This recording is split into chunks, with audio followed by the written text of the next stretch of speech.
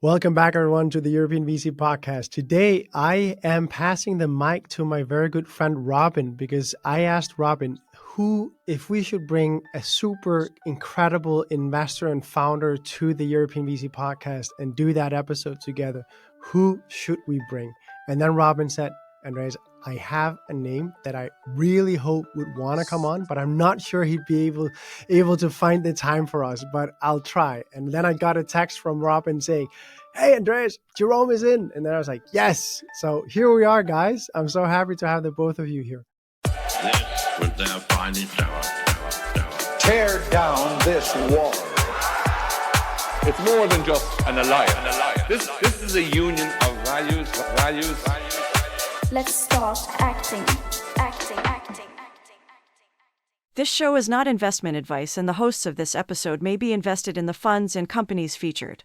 Robin, maybe you'll take the mic and say a bit about yourself just to make sure that those that didn't listen to our episode know who you are, and then you can introduce Jerome afterwards. Sure. First of all, thank you for giving us the stage somewhat, and a pleasure and delighted to be here today making this work, and thank you to Jerome of making the time. On myself, I run Robin Capital. Robin like the bird. It's a solo GP, and I was a former founder investor before from early stage growth, and now it's a very tiny operation, but it's an operation I'm deeply passionate about to support founders, and I love to interview founders. So it's a good occasion to do this. And then here today with us, Jerome. Thank you for making the time. Thank you for having me. We have been working together for many years together, so it's I'm happy we can put you on the spot here for the next minutes and the hour. Yeah. I always kind of feel like sometimes I feel like I should be introducing the guest, and sometimes I feel like I should have given the guest the spotlight and just let them introduce themselves. This time around, because I don't know you personally and don't have the stories, I want to give you the mic to say, who is Jerome? SmartRecruiters? Why did you found that? All this. I think I define myself as a founder because that's the only thing I've ever done in my life. Done 3 companies, each took 10 years. Maybe one day I'll do a company less than 10 years, I suppose. But so far I haven't found the recipe. Last company, SmartRecruiters. We're on a mission to connect people to jobs at scale, looking at the employment market and how people and jobs meet. And we try to optimize that. We can obviously talk more about it. I'm a European founder. The first 2 companies were in Europe, migrated to San Francisco. SmartRecruiters was headquartered in San Francisco. So really excited actually to be on the podcast and worked with Robin for a long time. We've raised some money together, acquired companies together. And now I work as an LP in Robin Capital and as a venture partner. And you described Robin Cap as tiny. I'd say tiny, maybe, but mighty. It's really impressive what you have achieved in this last 2 years. So well done. Thank you, sir. And again, thank you for taking the time. Andreas, if you give me your allowance, I would just jump right in. Absolutely. Go ahead, Robin. Ask the questions that I can ask. No, I think we make a good compromise. What I had in mind is that we could start a little bit with just jumping in on the core expertise, which I believe is here HR and hiring success. I think the second bucket could be about scaling a B2B SaaS company, interesting for everyone listening, rather investing or building or being a founder. I think from there, obviously, we're on a VC podcast, so it would be interesting. Jerome and I often call it herding cats, but you get the founder perspective on how to raise some money and create board seats and so on and make it work. And then last but not least, Jerome is on a new mission, and we would love to talk about Rypples. This is the name in the last bucket. So jumping right in, Jerome, you have just been, and I had to look at your LinkedIn again, but 1992, 7 years, the Accord Group is about recruitment services. Then Talents Technology from 1997 to 2007, another 10 years in development. Talents, then Mr. Ted, I would say maybe probably application tracking system for 11 years until 2010, and then SmartRecruiters. Some could say maybe you're biased on HR or you have some learnings or not. Where do you see yourself after decades and some call you. I mean, there's a book, by the way, people, you can order this book called Hiring Success on Amazon. There's a book you wrote about it. How do you feel about all of this in this HR? Does it get boring over time, or is this like just the start? I don't know. It's interesting because people ask me often, like, how do you still keep going in recruiting? Like, it has indeed been 30 years almost. And I'm like, well, it's simple. The problem hasn't been solved, right? It's still really, really hard to hire great people, and it's really, really hard to find a good job. And so when you work on a problem that is of that magnitude and it's not solved, you're obviously moving forward, building businesses, helping people. At SmartRecruiters, we have 100 million users at the moment. I'm hoping that at least for these 100 million users every year, we help them along. But the problem hasn't been solved. So that's what kept me going. And I literally fell into recruiting for no reason other than I showed up in Prague as a French young graduate who wanted to create a business. And I started to ask people, like, what should I do? And everybody said the same. Oh, my God, there's so much you can do in this country, but it's so hard to hire great people. Well, I didn't have money, so I wasn't going to, get into the telecoms business or something. And so I just said, right, well, I'll do a recruitment agency. I didn't speak Czech or anything like that, my co-founder and I.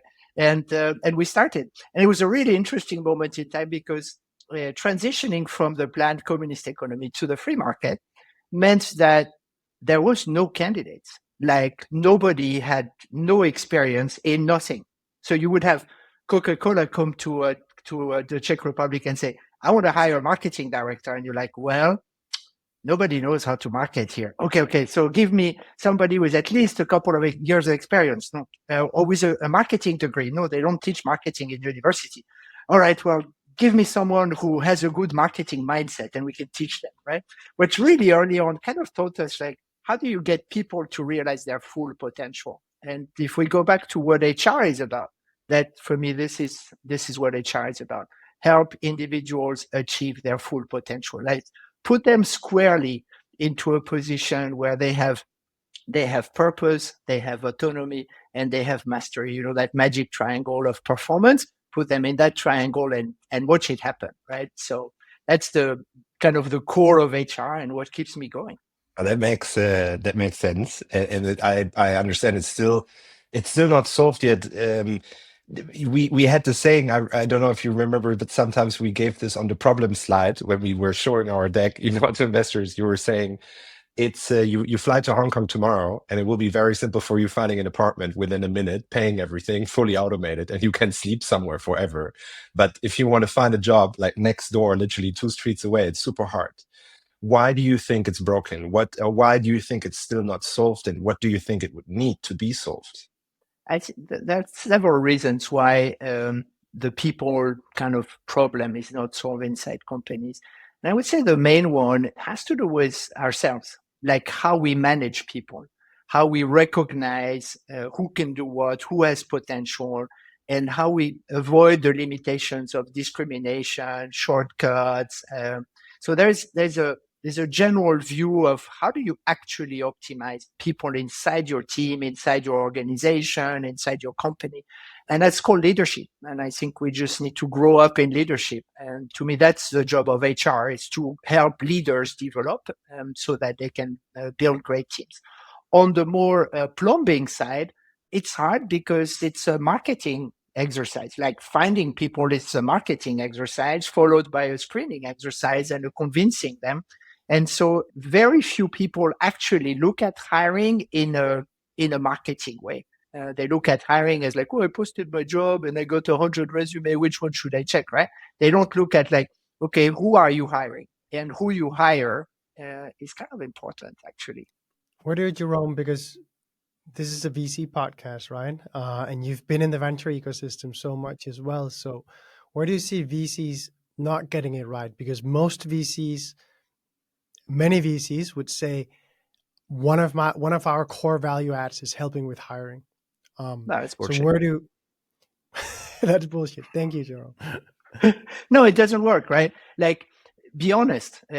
Either you have an executive search firm and you provide free services to your portfolio company, or you try to help here and there, or, I mean, you can do some things, but you're never going to be at a level where, thanks to your efforts, your companies have amazing talent. This is the job of the founders. This is the job of the CSO, of the CEO. And for me, like the early stage companies tend to get that, like founders, okay, 2, 3, 5, and then it dilutes. That's the problem. It dilutes as soon as you roll back, and you hear the stories of amazing founders that continue to interview people, late, like 600 employees, and they interview each person. That's also a failure, because it means you didn't set up a process that you can trust to actually screen and bring on the people. And so I think for founders, I would say very simple.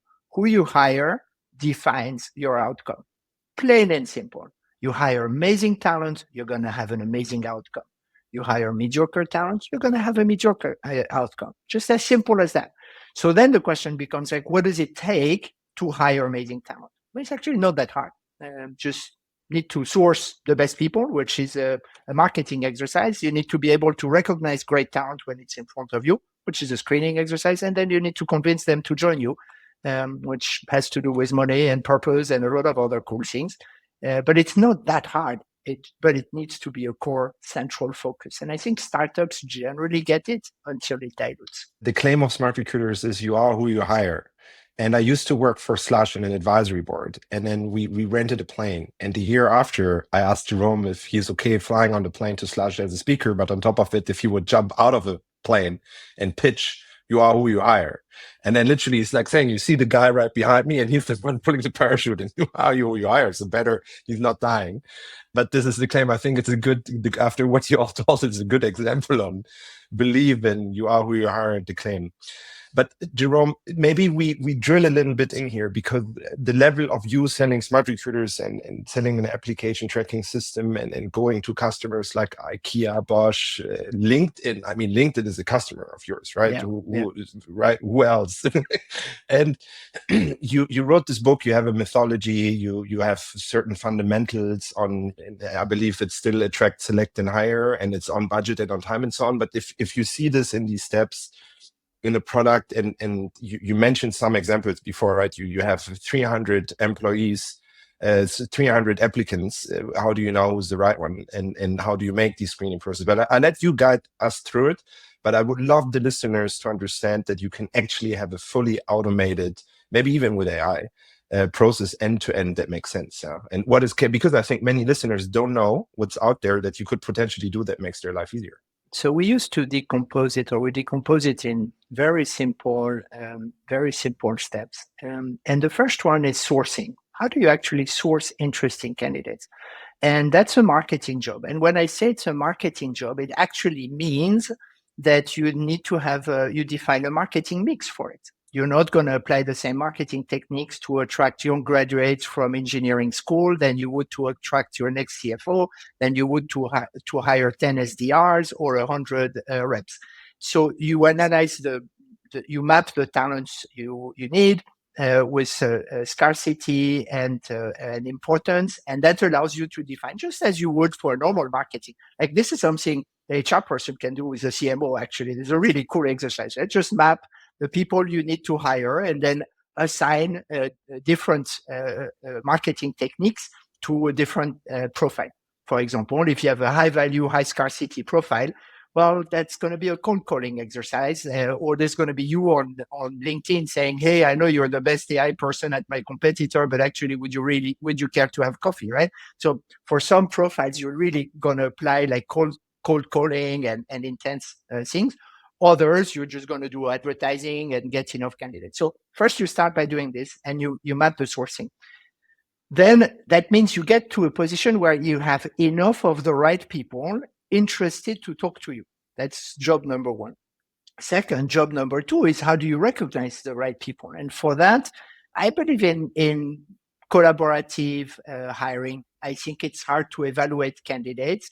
And so core principles here would be, you set up a small hiring team, 2-3 people max, depending on levels, but 2-3 people max, and you set criteria for which you're going to evaluate the candidates. Most people make the mistake of defining their hiring criteria by must-haves.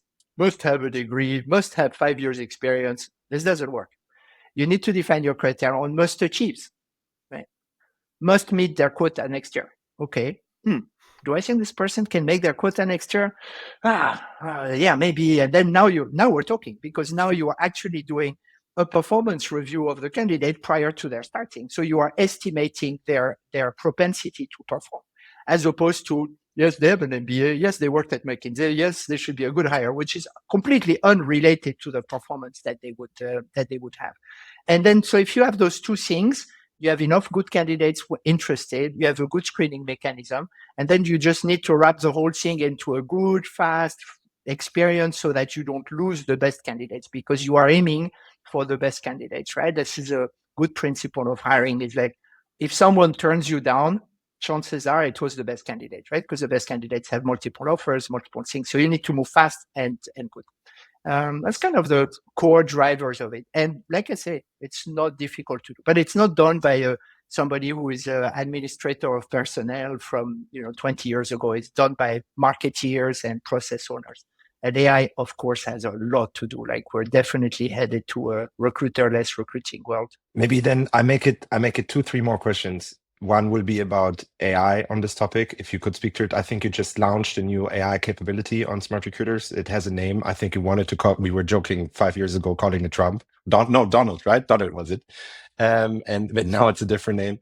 Then two, just very shortly, but I would love to understand. I think there's certain KPIs that are valuable in velocity and so on that make sense. I think it's nice to understand it at once, because people rarely hear about how to track this and performances. And then three, but I will ask particularly once done on D&I, and then we jump into the next topic. So let me start with metrics, how you measure success in hiring. And typically you get process metrics like time to hire, cost per hire, that kind of stuff. That doesn't work. For me, there are three metrics that are core that one should implement. Number one, we call this hiring velocity. And hiring velocity is the percentage of jobs that are filled on time. Pretty straightforward. You want to hire 20 reps in Q1. How many did you hire? 18, 5, 20, right? So hiring velocity correlates completely to business velocity. This is a really interesting way to measure recruiting. So versus your objectives, first one. Second one, about money, is your hiring budget, which is the total cost that you're spending in recruiting divided by the salary of the person, which then shows you an investment. Hey, we're putting 5% of our engineering salaries into recruiting. How does that compare? It's kind of low. Like, most people put 10% and they outperform us on marketing because we are underinvested. Oh, okay. So then it's actually a good way to think about hiring as a budget and as an investment, as opposed to as a cost. Because if I tell you have a cost per hire of $1,525, you're like, okay, can you make smaller, right? And then the last one is you do a post-hire check, which we run like an NPS. We call this a net hiring score.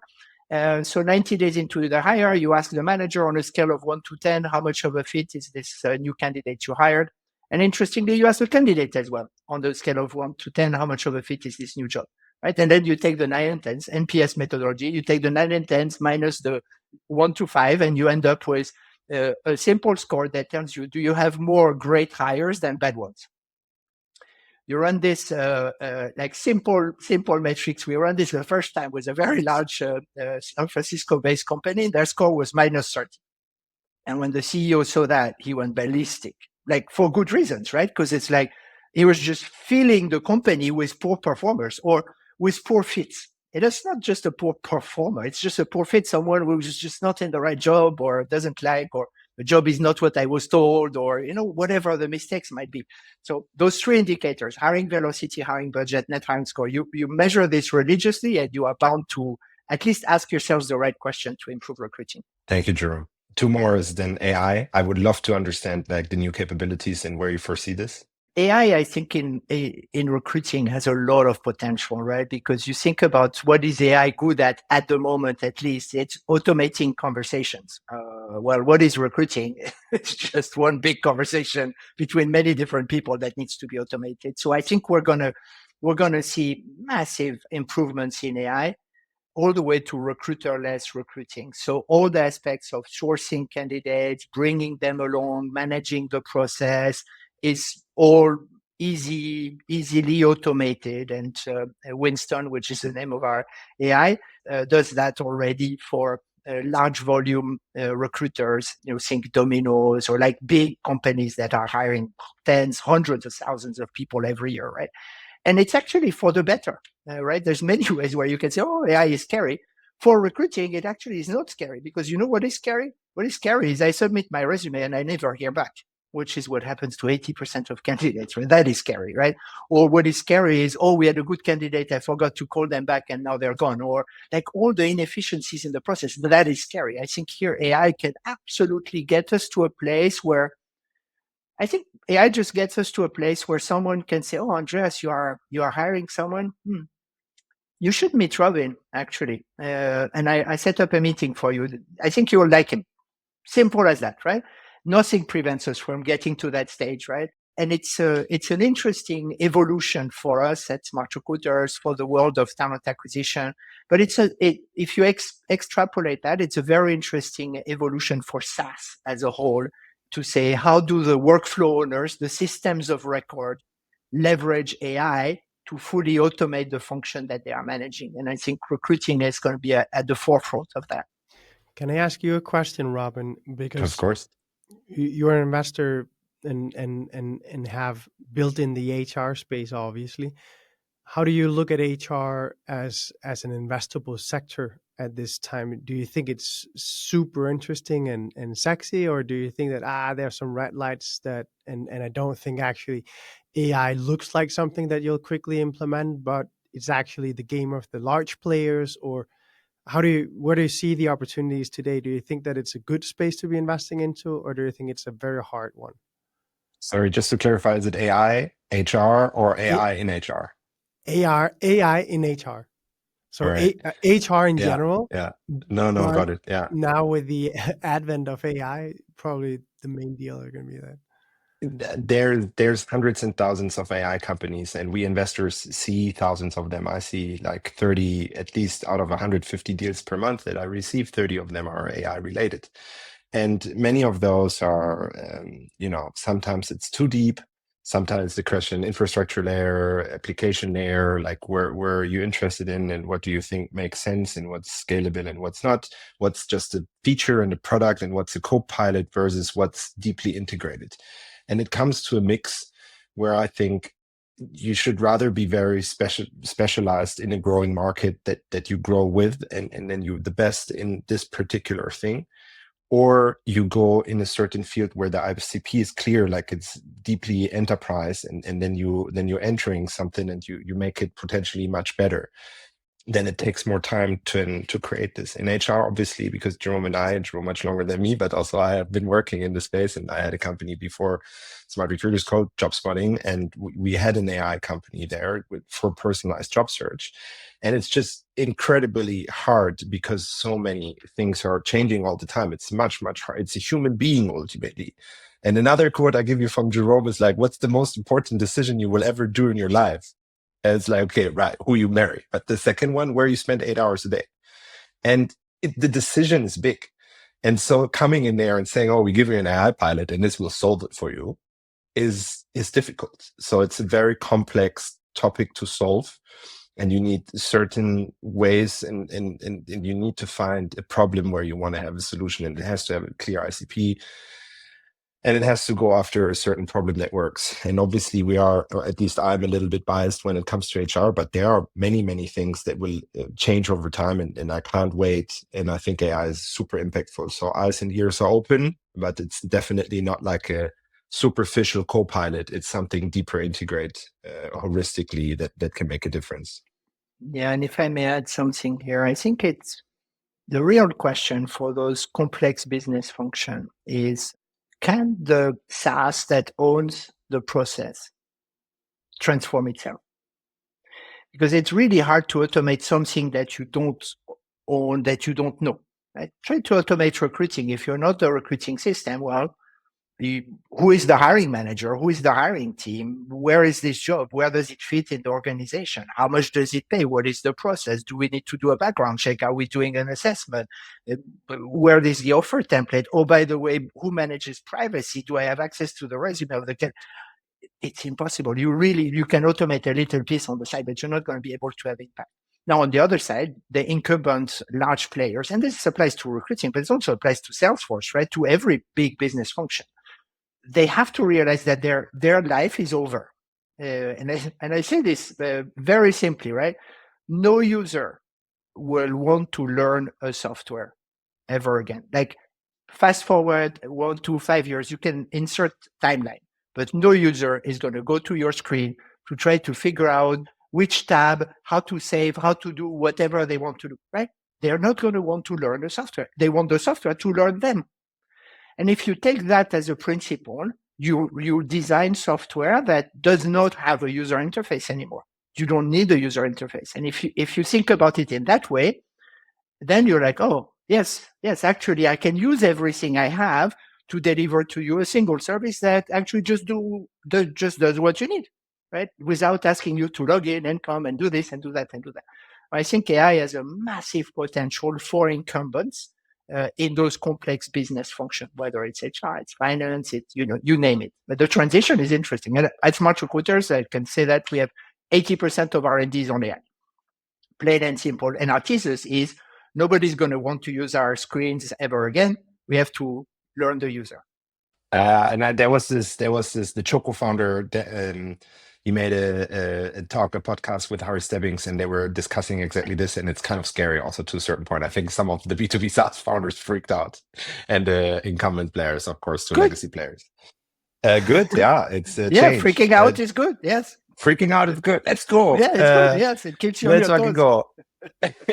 Jerome, I'll make a last question on everything about hiring, but just because I know it's important to you. You're a very purpose-driven person. I know you since some time. I think we connected over this, and the purpose itself was connecting people to jobs at scale, right? Or eradicating unemployment, however you want to call it, vision. When I started, I knew and I know you made a journey yourself on how to do good. And the journey maybe started with working in the kitchen and providing, going to jail, and supporting there, but ultimately you were all and help not and supporting people there. But you were always thinking about how to make it scalable. And then we, the team, everyone came up with something called reverse recruiting. And you have 100 million, you said it earlier, users, which potentially then means job applicants. You brought 100 people to jobs, one could say. This reverse recruiting and on CSR, or whatever you want to call this, and D&I and so on, where do you see this now? How has this? It's already there for some years. I also know you pledged 1%, by the way, but so on. But talking particularly about this reverse recruiting, where do you see it, and how do you think it will evolve and so on? So I think purpose is why you do things, right? And the why. Start with why, right? Is a very simple way of saying it, but it's the right way to think about it. And it's not about recruiting. It's all about how you build your business, what you stand for. If you have purpose, you know why you are here. You already have one of the core elements of motivation for your teams and for your customers. I'll take you a simple example. As you just described, for many years, I've been like, hey, we need to help candidates find jobs. How do we do that? Well, we're going to help companies do a better job at hiring them, and then we can. Great. And people are like, yeah, are you sure you want to help candidates? Because I just want to make money from selling software to companies, right? I'm like, no. And over time, the company really got these values. Fast forward 6 years into our history, we get into this RFP, largest RFP we got since then. It's like a 10 million TCV, over 10 million TCV contract. The CHRO calls me to tell me that we are awarded the contract. And you know what she said? She said, Jerome, yeah, I just want to tell you, you guys won the contract. I'm super happy. And obviously, you seem to have a great product. My team and your team have been speaking for months. You have all the functionalities. And so this seems great. But I'll tell you, for me, what really, really made a difference is what you guys stand for, right? Because you guys have, we seem to have the same values. And if we have the same values, then I trust that nothing can go wrong between us. So I'm really excited to get into this partnership with you. And that was our largest contract ever. Purpose is everything. It just trickles. It's the aura you have around you. It trickles to everything. And a company without purpose is Yahoo. Yahoo lost its purpose. And then Google came in and poof, bye. So Then, my friends, I would love to go to the second bucket, which is, Jerome, you build a you build a Centaur, a company that makes millions of revenue, ARR, recurring revenue, and yeah. everybody from a million, or even from start, needs to understand on how to end to end how to create this, right? Ultimately, and I guess on go to market there is from lead gen and channels and marketing to sales to success and support. Could you guide us through there to start with, more top down, how you see this flow and how you see on building a SaaS company? Building a SaaS company today is is a good recipe for it, right? And we can talk about the metrics and the methodologies. But the one thing I really like about a SaaS business is it's predictable. That's what investors like as well. But as an operator, as a founder, it means you can rely on the system to actually grow, and you can optimize the system as opposed to having to be on the underlying product. At the simplest way, it's how do you acquire customers? How do you make them happy? Grow them? Like you look at those big entities and you just turn it to make it more efficient all the time. For me, like operating and growing a SaaS business is very clear, very clean. Like operating a marketplace is completely different, but it's also very clear, very clean. You know what to do if you are operating a marketplace. So I think the building a B2B SaaS company, like if you're Series A and you're like, okay, things are starting to work, my one piece of feedback would be like, follow the playbook, like buy the book, just do it by the book, because the book has been written on how to build a big cloud SaaS company. I witnessed you in different roles. I witnessed you being a venture partner and talking to our SaaS founders in the portfolio. And you talk a lot about ICP and customer love and narrow ICP. At the same time, I remember when we were hitting, 25 million ARR, something like this. Dave Carter came, the president, former CSO of Cornerstone, and we were going account name model, and we wanted to have things also more. You could even argue to a certain point ICP on geography, on mid-market enterprise, so it never stops. You could almost say it never stops to focus. And I would love to hear your thoughts if on this. Yeah. The first thought that came to mind is I remember that time where we were everything except focused, and now I can hear myself give to people other advice. So I suppose people learn from their mistakes. Would be a good way to think about it. But it's really hard. And I'll take SmartRecruiters as an example, right? Every company in the world needs to hire. Okay, great. You build a good recruiting software. Guess what? Everybody wants to come. And if you let everybody come, then suddenly you are a servant of all, a master of none.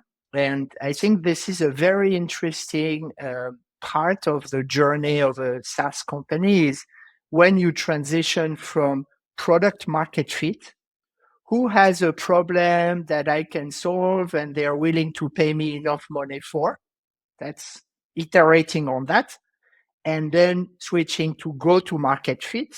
How do I actually acquire and make successful enough customers at the right level of investment and effort? Two extremely different problems. One says, I opened a restaurant, the whole neighborhood is coming and they love my food and they are clapping every night. And the other one says, I have a recipe to open 2,000 restaurants next year and I know it's going to work. Right? It's a different world. It's a different way of thinking, and it's a different things you have to assume. And I think people get stuck here and they start to, they get pleased by the feedback, the positive feedback of many different customers. They keep exploring, but they refuse to transition. Certainly I did, refuse to transition into, okay, forget you all. I'm going to focus on these people and I'm going to try to find 1 million of them to actually do that at scale, and then start to work on your go-to-market fit. How do you actually sell? How do you implement customers? How are they successful?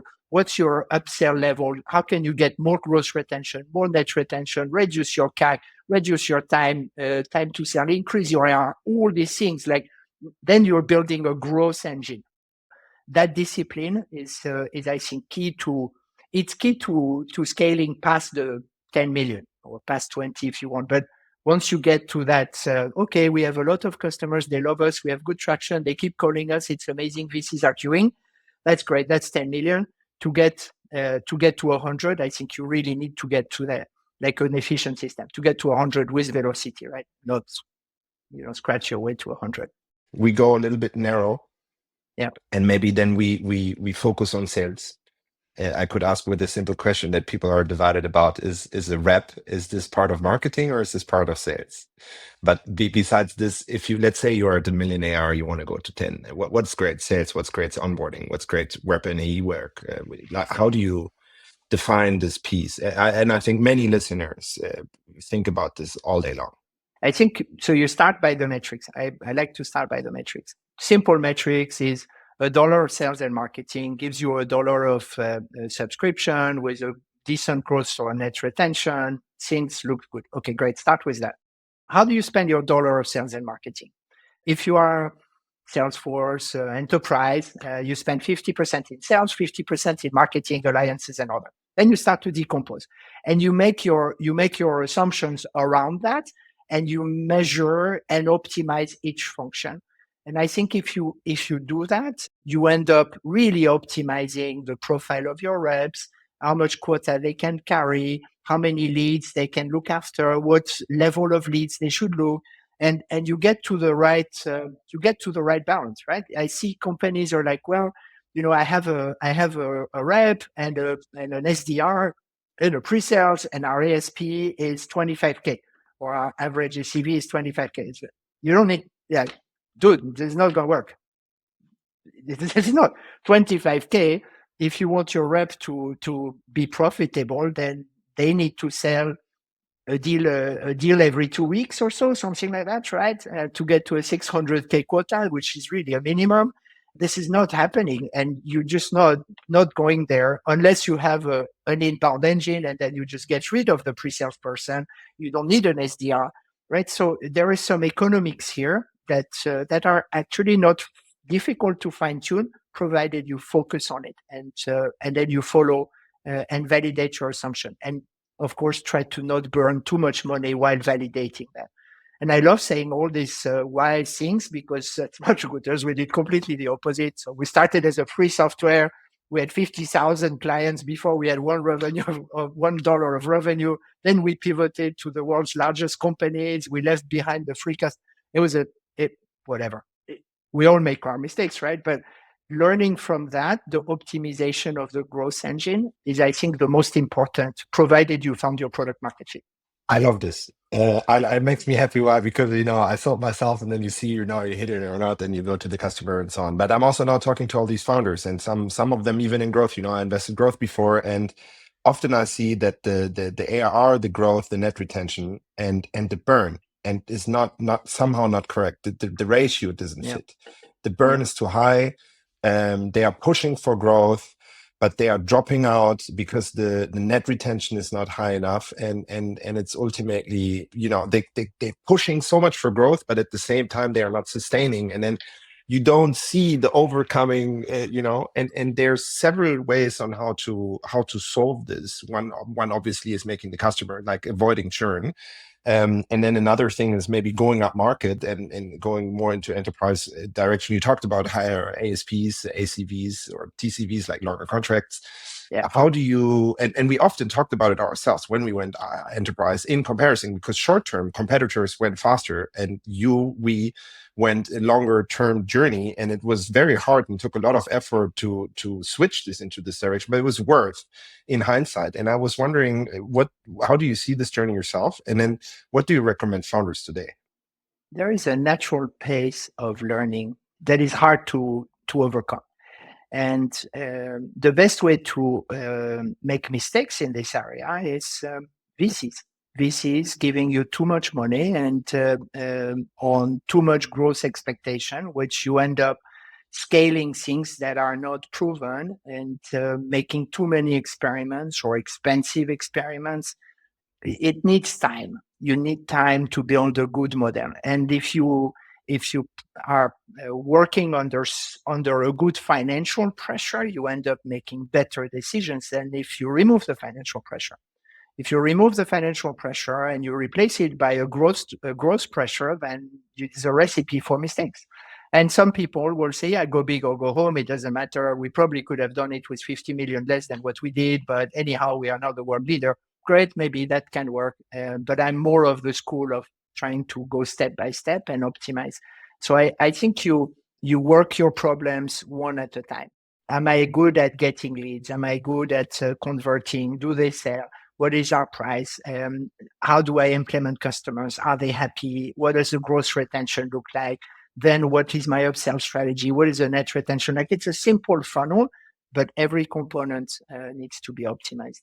And don't scale something that doesn't work. Well, we decided we need customer success managers. Let's hire 20 of them because each of them needs to have a portfolio of 2 million of ACV, and we have 40 million. So 40 divided by 2 is 20. Let's hire 20 CSMs. No, that's not the right way to do it. I zoom out, and then it would be the overlap to the next bucket, and the question would be, and then we go into fundraise, which I think would be interesting for the GPs listening, but also to founders listening on how we see how to fundraise. Zooming out, the last question on this bucket for me here is, you often talked about CEOs and leaders need to be athletes. You even at SmartRecruiters, you have the values, the core values, and one is to take responsibility and be the CEO of your job. No.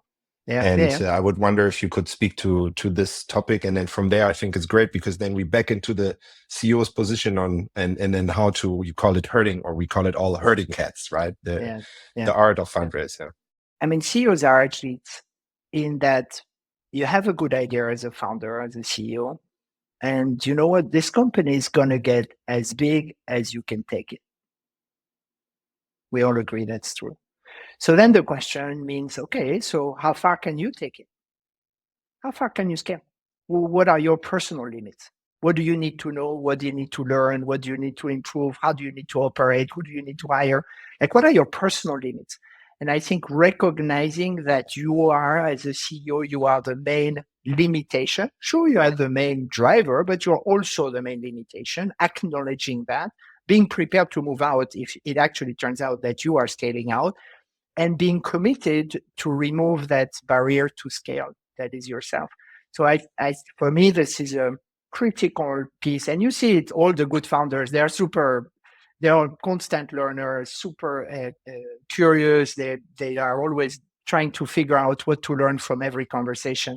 But it has to be an active process. Like, you, at least for me, that you actively work on yourself and make a list of the things you're not good at, what you want to improve, how you're going to get there, like literally work on your CEO competency, and likely get a little bit further or a little bit faster than you would otherwise would.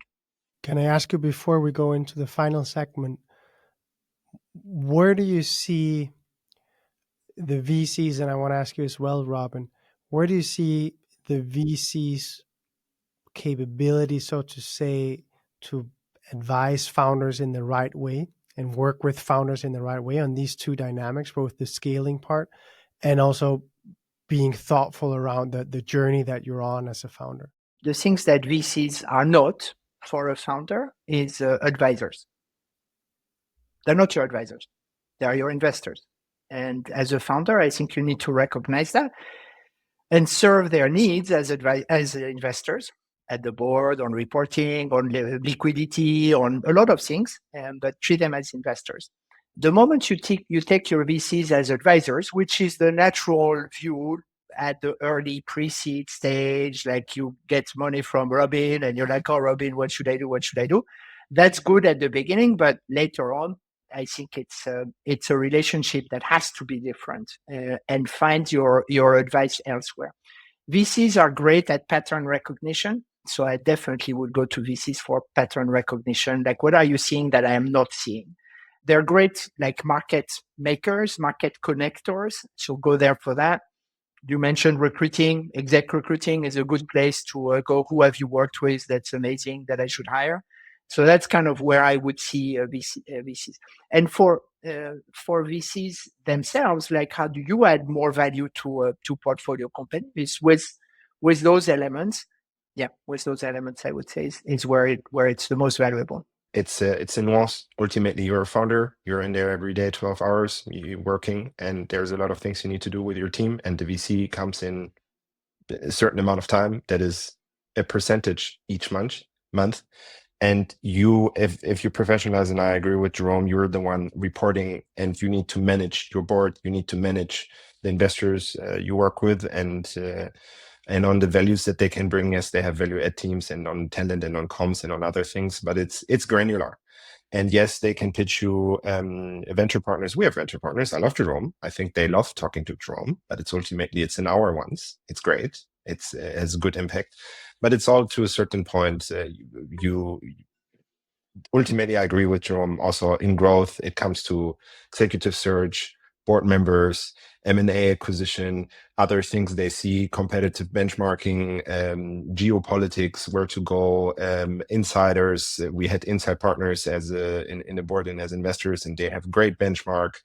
Especially for financials. I can remember Daniel Jerome, who always had been challenged on how to do things better, or like what are good numbers, and how to compare. So especially if you come to stage in BCDE, it can be extremely valuable from like the Intel comms perspective. And earlier, it's a nuance, it's granular, it's great to have support. And I think most valuable on these follower VCs like I myself is often if they're not founders who cannot support you because they haven't been there, it's maybe introductions and network, which is the number one thing they do, right?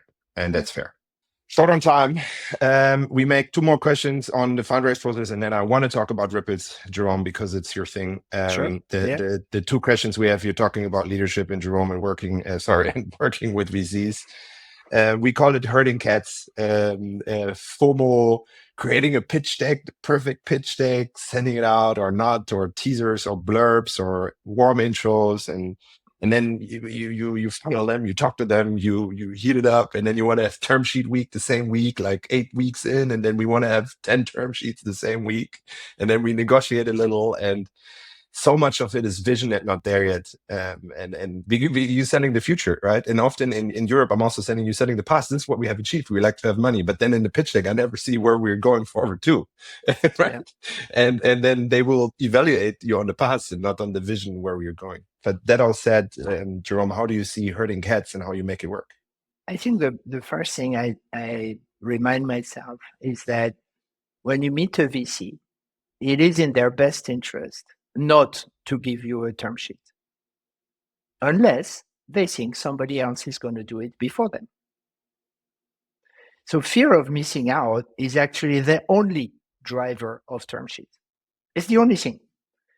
And everybody can produce a term sheet in 24 hours. We all know this, all these things we need, it's all bullshit. So if you think that, or if you accept that FOMO is the only driver, then the question becomes, how do you organize FOMO, right?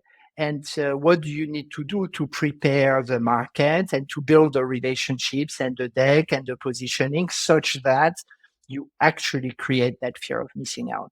And if you cannot create it, then I would really like almost go in and out of the market. Like 10 VCs, no FOMO, something wrong, go back. Because if you go 10 VCs, nothing doesn't go, okay, 50 VCs, still doesn't, 100 VCs, now suddenly you are just this person who stinks in the room, right? And nobody know why has everybody passed? Something wrong with your business? No. So I think you prepare the raise and you keep it exclusive and silent and quiet with the pockets of VCs that you have worked with before. So that's one. And yes, I think we did ABCDE at SmartRecruiters, and I think for A and B, I managed to have 2 competing term sheets, not at the same time. Bro, it was a bit messy. I just arrived in San Francisco. B was a complete fuck up because we had no revenue trying to raise a Series B, so that was not a good idea. But we did it. And then C, D, and E, we got several competing term sheets on the same day, and led to us being able to decide and have the right investors. Actually, we had Inside to C and D and Silver Lake come in for Series E, so good, super quality investors coming in. But the point there is, I like to write the deck like 12 months out. You're going to raise a Series A in 12 months? Great. What does the deck say? what does the deck say? What are the metrics? What are the numbers in an ideal world? And then work towards that. What does a Series A investor want to see? And then go and engage VCs about that.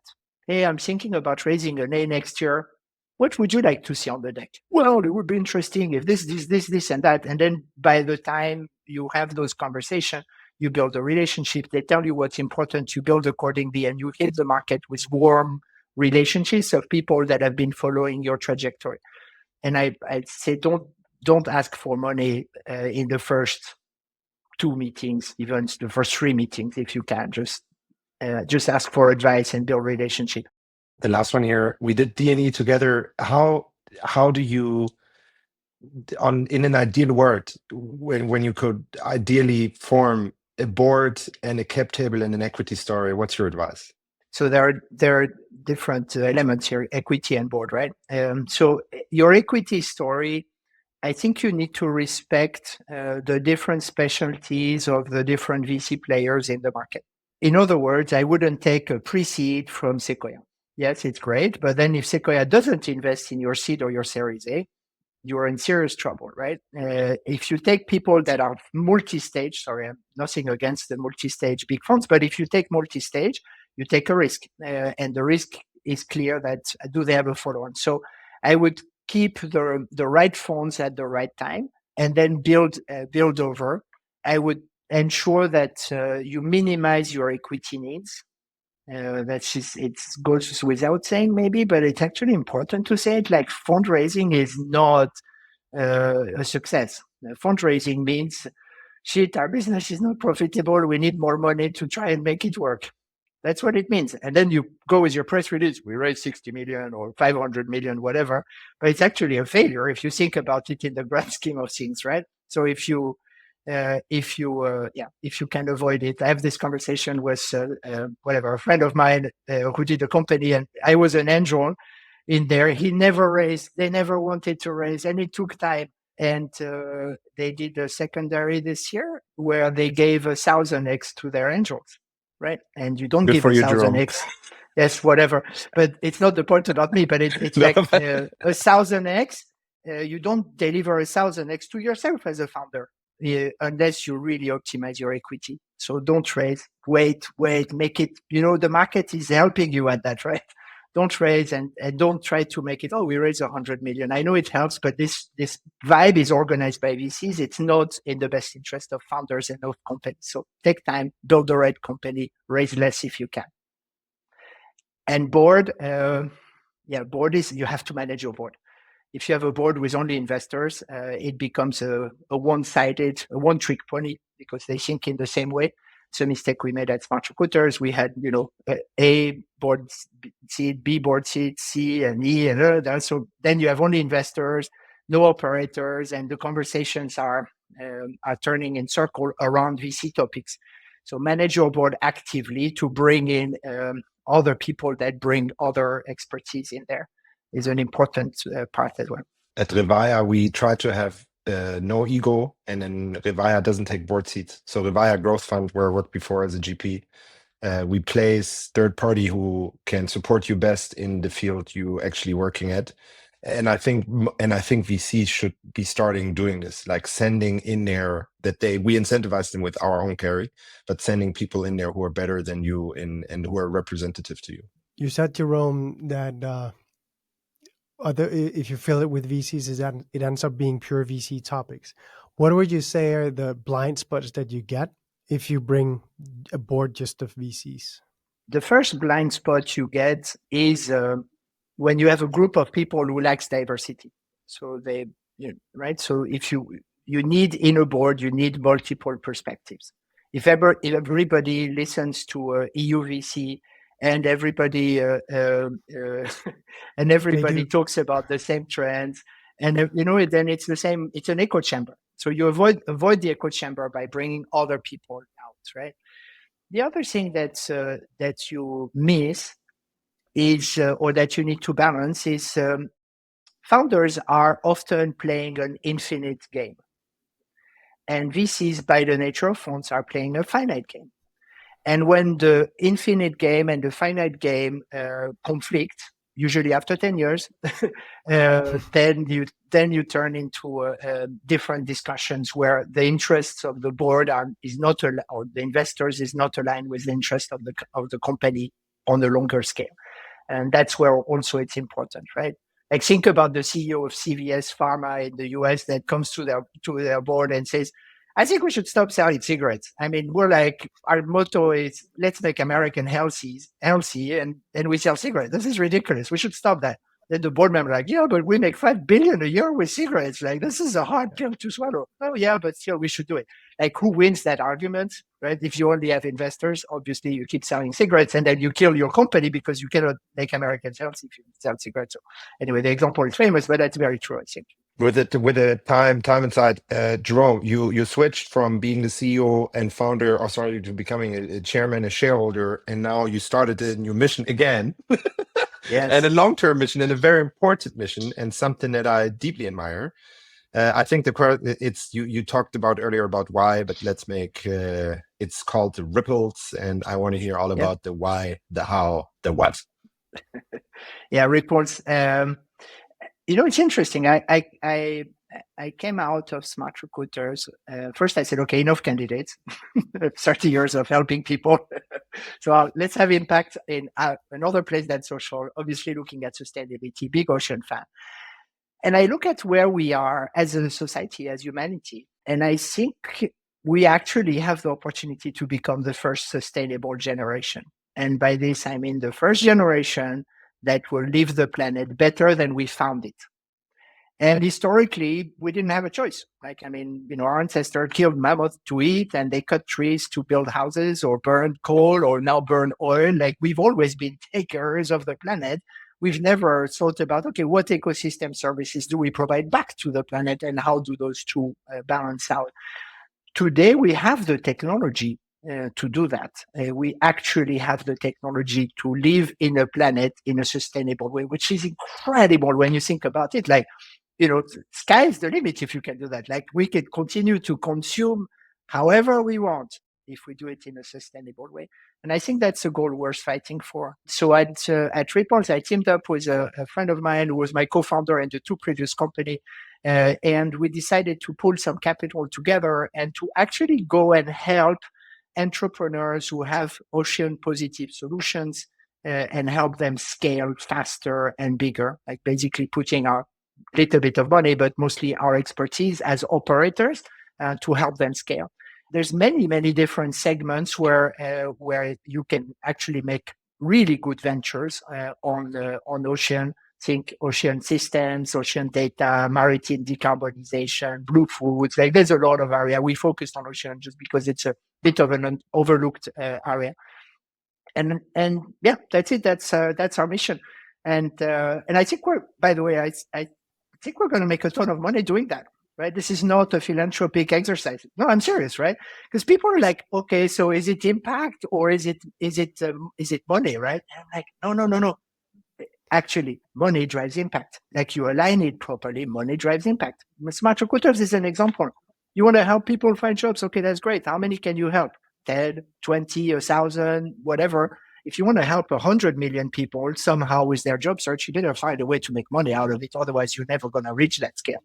Same is true for every area. And I think the whole world is transitioning to a sustainable economy. Services, goods, transportation, everything. So if you're not transitioning already, you better think. So we have two people listening that could be interested in joining this journey. So one is probably Andreas wants to invest, Jerome. Can Andreas and Robin invest into your fund? What kind of fund is this? And two,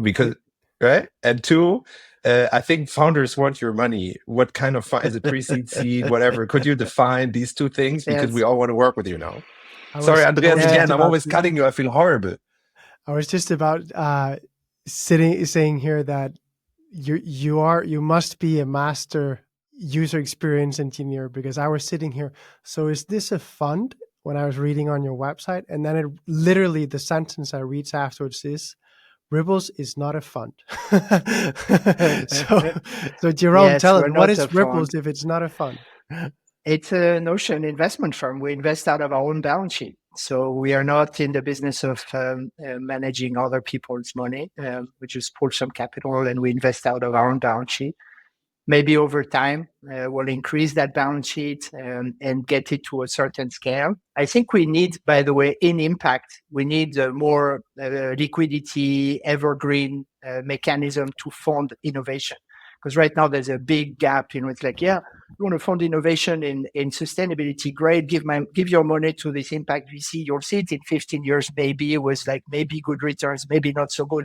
I mean, this works for certain LPs and so on, but it actually is a hard proposition still, and so maybe we'll get to bridge that. But for now, we don't raise money. We don't take anybody else's money. And to answer your question, Robin, we invest at the kind of Series A, pre-Series A, seed Series A in that stage where they have product market fit, like, oh, this is starting to smell good, and they need to build a go-to-market. Like, I have invented a new desalinator that works with the sun, produces fresh water cheaper and better than everybody. We already have 7 or 8. This is starting to work. How do we build 1,000 of these things? Or we are taking wastewater from farms and we actually make proteins to feed fish. How do we make more of those? Or we are restoring corals. We have a farm that's restoring coral 50 times faster than in the wild. And many contracts coming through. How do we actually scale that? So more the scale phase, where I think our skill as operator is. But then VCs who want to work with you, they take you as a follower, right? Or what's I want to know. Let's make it clear. Like, who works with you? Like, what's the ticket size? We working professionals are listening.